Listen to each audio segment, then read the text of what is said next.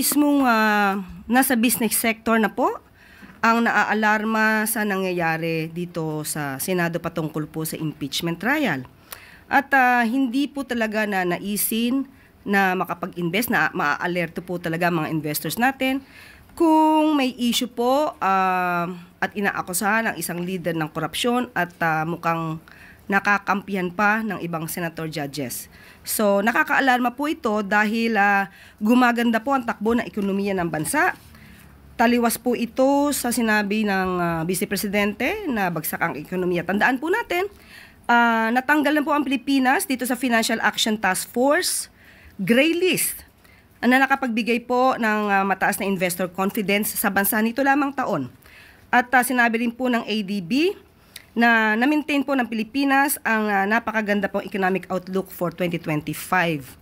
So nakakahinayang po kung ang ekonomiya natin ay maapektuhan ng dahil lang po sa nangyayari sa Senado.